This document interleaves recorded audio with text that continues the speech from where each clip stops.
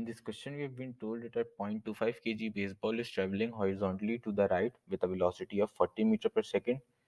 Then it is hit by a bat and it bounces off the bat with a velocity of 60 meter per second at an angle of 60 degrees above the horizontal, and the direction is towards the left. We need to find out how much impulse was applied to the ball by the baseball bat. So, first of all, we need to find out what is impulse. So, impulse is actually the change in momentum. So, the formula for momentum is mass into velocity.